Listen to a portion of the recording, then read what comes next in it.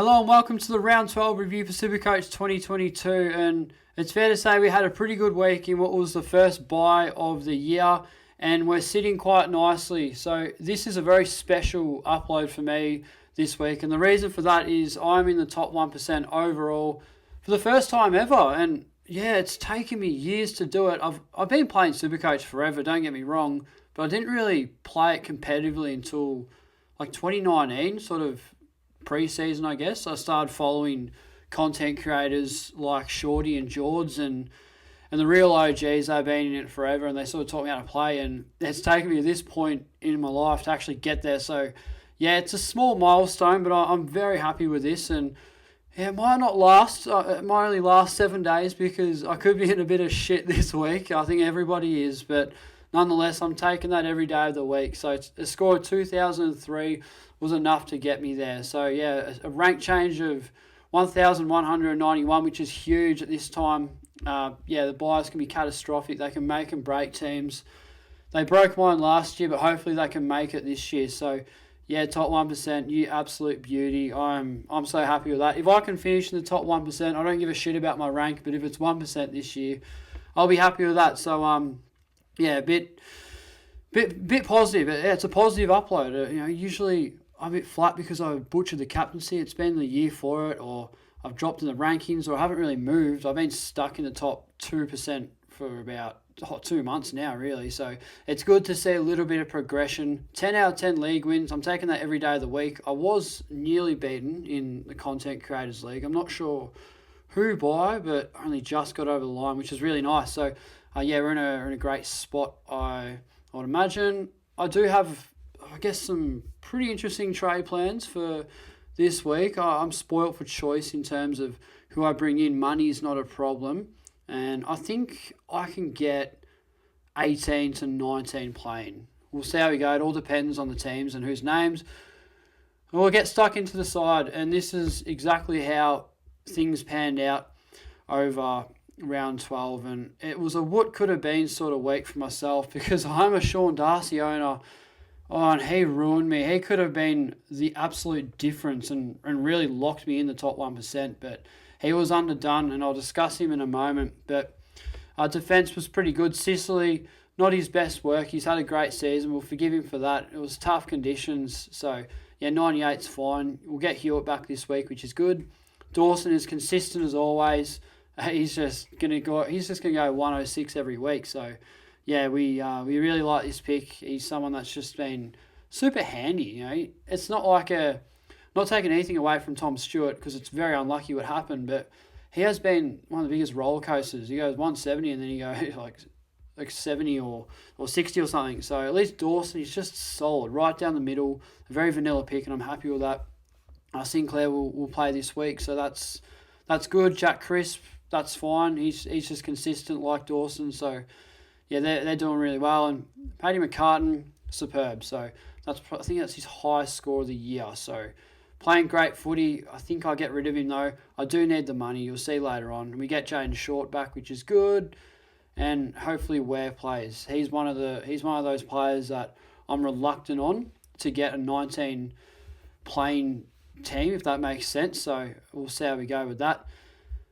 And also the midfield. So Oliver, well done if you captained him. That was a fair and reasonable one. Safe as houses. He will be probably my captain this week, I reckon, if my VC doesn't eventuate.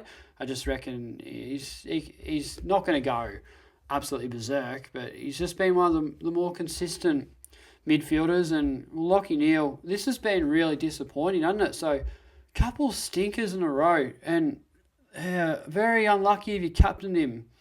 I know there's a lot of go-tos for a lot of people, and just hasn't been getting near it. Gets tagged a bit. I mean, when I say he gets tagged. I mean, opposition is starting to work him out, and he gets worn like a glove. So I'm actually quite nervous at the moment. I know he's due for a good score, but I'm very nervous with the captaincy on him. I don't mind the VC, but yeah, it's not looking great for Lachie. So yeah, hopefully he picks up a bit of form.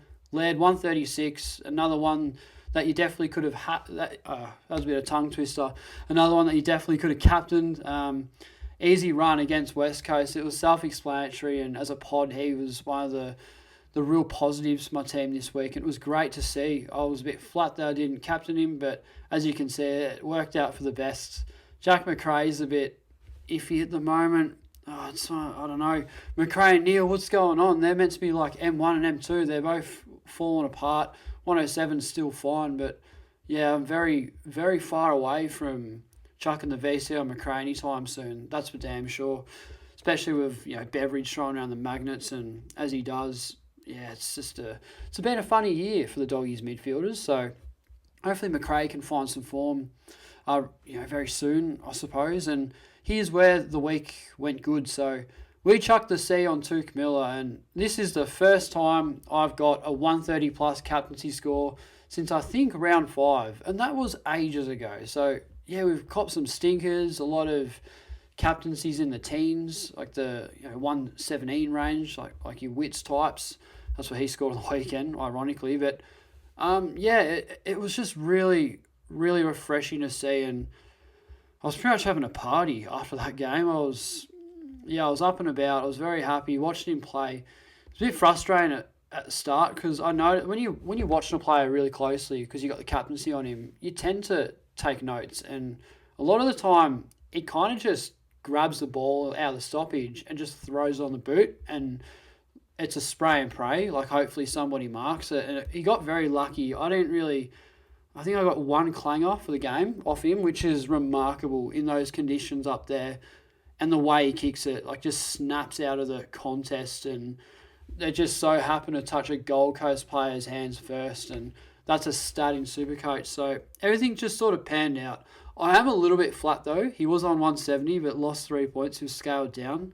Bit unlucky there, but yeah, 167 in a buy round is absolutely magnificent, and I'm taking that every day of the week. So yeah, fantastic response from Tuke the trademark. We love him. He's been up and down this year, and luckily I got him captain when he was up. So it was risky because it was a straight up captaincy, and yeah, very, very happy with that. So it's given me plenty of reason to smile in this week's review, because I don't really have much to talk about in all honesty, because it's just sort of the same shit, different week. But it is a little bit different in the fact that we did get a good captaincy. So it is really nice to see.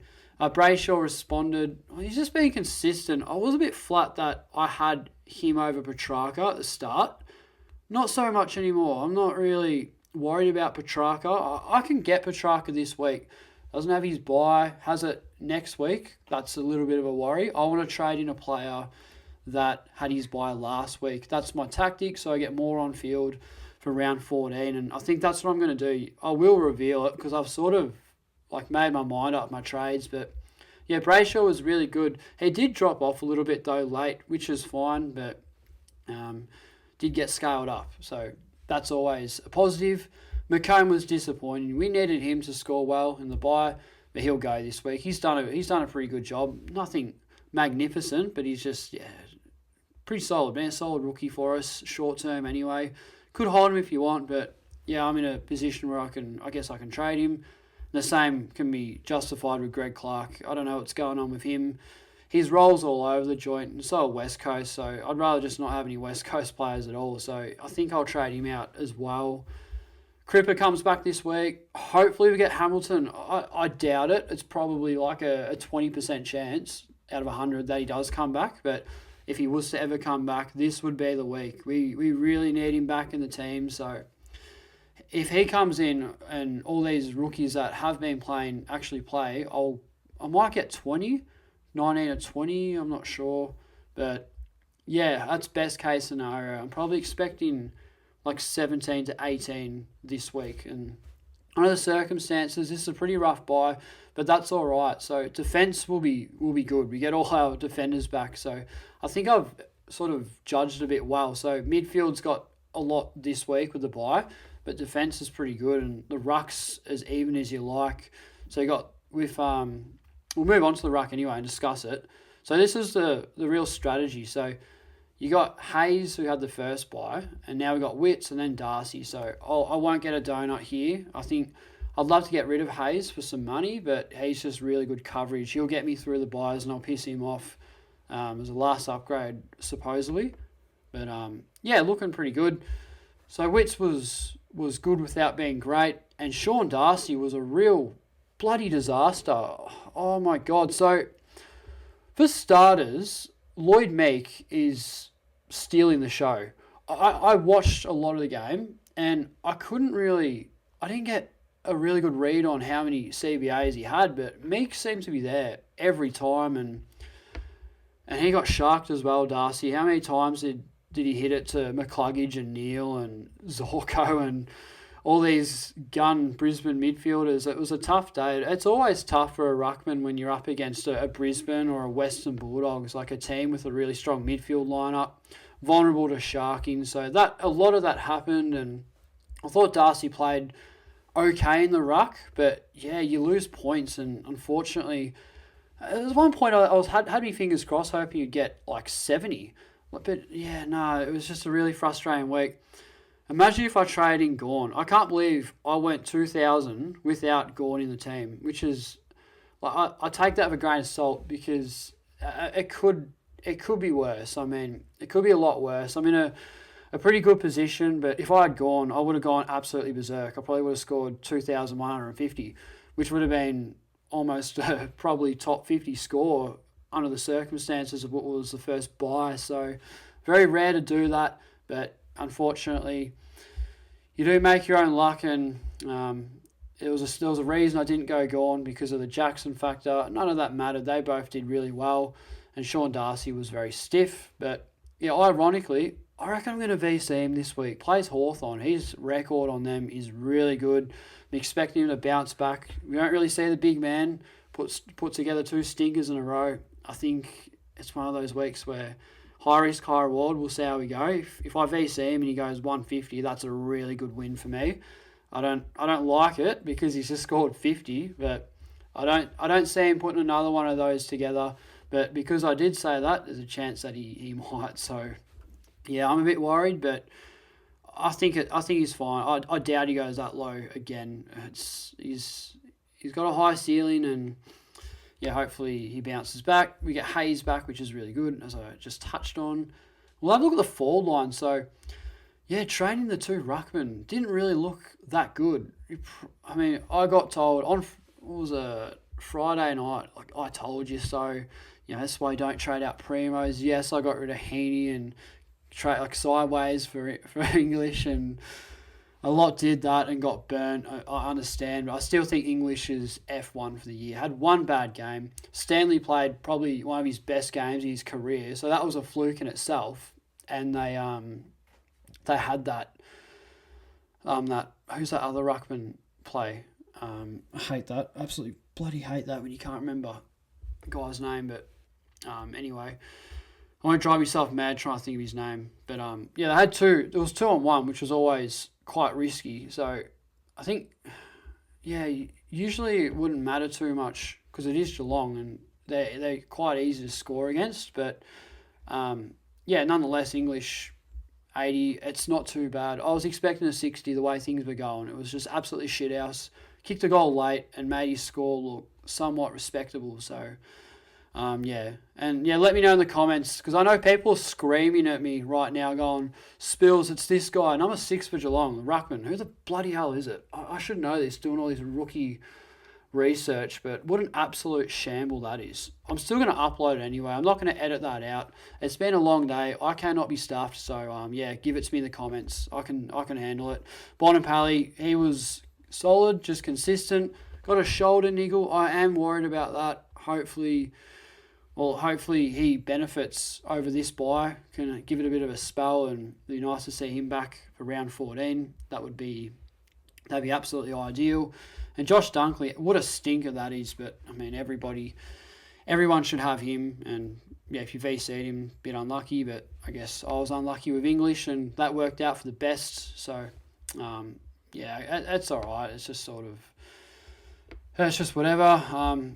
Will Brodie, wow, that's a really good score. He was unreal. He just did whatever he wanted in the midfield. What I like to see with Brodie is he runs through the stoppage. He'll put his arms up in a tackle and try handball it, or do a bit of a fend off and always gets hands to it. He's always so effective. So a lot of contested handballs that are really nice with disposal. So what a year he's having. Gold Coast really let another one go on this occasion because he's playing inspirational football at the moment. So yeah, it's great to see. So I think he could almost be a top 2 forward the way things are going. I mean, he's almost out averaging Bontempelli, and we picked him up for 202k, something like that. Maybe, what was he? Maybe 206? I can't remember. That seems like a while ago.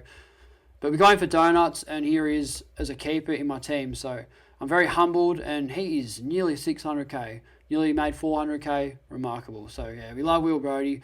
Got nothing on him. Roses was superb in a week where we really need him to step up. So he's been great. It's a shame he's not playing this week because I'd love to get rid of him next week and get some more cash out of him. But that's all right. We got Butler in, which I don't think I got his score actually. No. Oh yeah, I did. I missed out on the McComb 43. So yeah, that's all good. And yeah, Rioli and Butters back this week. So yeah, that's the team. I'm pretty happy with it. I think we're set up pretty well for this week. I was expecting a lot worse, if I'm being brutally honest, but it's pretty balanced. I mean, a lot of defenders missed out last week, and then now the midfield out this week. So it kind of works out. It's an even spread. I think it could be worse. So yeah, I know a lot of teams are going to get really badly hurt this week. So if I can score somewhat respectable and hold my rank, I'll be happy with that. It's a matter of the captaincy. I think the VC is really important. So yeah, that's why I'm going to slap it on Darcy and high risk, high reward. If he can go off his head against Hawthorn, they don't really have a matchup for him. Like, they're rucking Kaczynski. I mean, what is going on there? So if Darcy plays like even half the ruck, if he just gets a few hit outs to advantage and takes a couple of contested marks, he's in for a big one. So, but anyway, I won't ramble on any more shit here. We'll go into our trade. So this is what I'm thinking. So McCartan down to Parnell. So Parnell come off. He was a bit sore. I don't think it's anything serious, but I thought he did really well. I think he was a bit untidy with his disposal. Had 15, so quite impressive. Plays a pretty friendly role down back, and I think Adelaide will persist with him. I have to ask George on this one because he's the Crom man. He's got a little bit of a better read on it, but ideally, if he could play the rest of the season out, he'd be great coverage. And I avoided Karmas, and who's been pretty underwhelming, Thompson, so I can sort of pull the trigger on Parnell, go a bit early on him, and hopefully he holds his spot. I know he's got the bye this week, but it doesn't matter because I got all my defenders coming back, really. I think it's just Dawson. So, yeah, that works out. And this is a big one. So, we're going to bring in Josh Kelly. So, plays North this week. So, I reckon because this bye is such a shamble, there's going to be a lot of low scores and people, not low scores, but like low players on field. It's going to be really hard. Some teams will struggle to field 17, even 16. So I think I've got to take full advantage of this. I could go Petrarca, but he has a break even of 186, and that's alarming, and he's 520k, so he'll probably be in the 400s next week. So I don't want him. I really don't want him, and I'm going to have, I think, 6 trades left with a completely full team, and that'll be for like emergencies and luxuries. So I plan to hold Kelly obviously all year, but if he doesn't stay on the park or something happens, I'll probably trade him to Mills, or same with like a Brayshaw type or Cripps. If these two, like we know what Cripps does later in the year in previous seasons, he drops off a lot. So if like Cripps doesn't find form and starts really going down a slope, like I'll turn one of these 3 most likely into a Mills, like a pure luxury trade. But hopefully I won't have to do that. No Leon Cameron, playing inside mid. He's been great this year, Kelly, and a really nice 3-round average. He's playing great footy. His fixture opens up a bit, so it's a bit of a pod move, but I really like it. He's burnt me in previous years, but I think I'm in a position where I can take the risk on him. So, yeah, we'll bring him in and see how we go. I'm sure a lot of people will try to talk me out of that one, but I'm quite confident with it. I think he can actually explode against North. We saw what Took did, and he could even be a cheeky VC option in itself. So I'm using him mostly for this week. It's all I need all the on-field points I can get, and I think this is an obvious one. And another thing I like about this pick is he had his bye last week. So next week, that's an extra player on field over round 14 that other teams that will not have. So, that's my logic there. We're looking all right. The only real gun I don't have in my team that doesn't have his bye is Gawn. So if Gawn can, not that I don't think he will because he's in red hot form. I mean, look at that shit. That is unreal. I can't believe I missed out on that. Picking Darcy over Gawn. Oh, what a bloody shamble that is. But if Kelly can go well, that'll be really good. And what I was trying to say there is if Gawn can go below 100, I think we're going to have a good week. Worst case scenario, hold our spot. So I'm happy with Kelly, and I'm 90% sure I go with him because there's no one else I like. There's Parrish and Welsh, not really keen on them. I think they're top 12 to 13 mids, but I think Kelly, the back half of this year, his role and the footy he's playing, a new coach, we hate Leon in Supercoach. We don't have to worry about that anymore. We can actually trust GWS players. So really important. I think Kelly could be a top 8 midfielder from now on. So that's my thinking. And then Owens, he's an obvious one. He's got to come in. Scored, I think, 95. And he's the only player. There's literally no one else, I don't think. I've had a look and I couldn't find anything important. So just under 60K in the bank for next week's upgrades. We're going to try and turn, I think we'll go Roses to Parker. And probably, I don't know who. I'd like to downgrade Hayes, but I don't think we can. But anyway, this is the team. So looking good. Oh, I hate that when it goes down like that. So VC on Darcy, it's high risk, high reward, and then we'll just safe and conservative with Oliver. If it doesn't eventuate, surely Oliver has a 120 plus in him against Collingwood. I don't think they tag too hard on the G. Wet, cold conditions, a big freeze at the G. He benefits being an inside contested midfielder. So that's my thinking. Even maybe a VC on Kelly. I don't like that on debut. That's a risk. But I think we get Butler, Rioli. We should get Owens. We won't get Long. He's just there because he's got a higher chance of playing than any of these three. Obviously, I don't think we get Hamilton, but it'd be nice if we did. So looking at probably 18, and Ware can come on for Parnell. Hopefully we get Ware. He's been really good, but they're pretty stacked there in defence at GWS. So I'm really reluctant on the rookies, but I speak for a lot there. I don't have Carroll, I don't have Thompson, so I think we're going okay. We're in the clear. I don't have McGuinness either. He's unfortunate for Reef McGuinness. I think he's out for a while. So, rookie-wise, it's not too bad. And I did get rid of Connor McDonald, which was obviously a bit of a risk because he's got the last bye. But he scored shit anyway. So, benefited with Butler anyway. But, that's just about it for the team. So, been a bit of an ordinary upload, I'm not going to lie, form-wise. It's been one hectic day. I've just sort of found enough time to squeeze it out. So I do apologise if I seem like I'm a little bit off here. I kind of just pulled this out of nowhere. Nonetheless, I'm super happy with how we're going this year. And top 1%, absolutely beautiful. If we can hold that this week, that's a win. And hopefully we can come home quite strong. So, we'll one down, one up. And then we'll have 6 trades. And my last upgrade will be Parker. He has his bye this week, so we'll bring him in before round 14, and I think we'll have a full team, and we should be right. So, let me know how you guys are looking for this week. Let me know how many on-field players you have. I'm interested to see how it compares to my team. But 2 donuts, which was the same as last week, and if the rookies play, or 3 donuts really. So we're looking at an absolute minimum of 3 donuts on field. So, should be good. I reckon it's not as bad as I thought. I was expecting this bye to be a lot more horrific, but it's actually looking all right. So, fingers crossed, and we'll see how we go. And anyway, I'll end it here. Hope your team's doing well. Hope you're having a good year. And yeah, check out my Twitter if you haven't already. Follow me. It's Spillers Supercoach. I do a lot of stuff there. I always post my last minute trades, my captaincies, and thoughts here in the game. Plenty of banter, plenty of shit going on. So I get around it. It means a lot. Yeah, I think we've ticked over more followers and subs, which is quite interesting. Didn't see that one coming, but yeah, really appreciate everyone who has gotten involved, and yeah, all good fun. There, I'll end it here, guys. Take it easy. Hope you're doing well, and as always, I'll see you guys in the next video.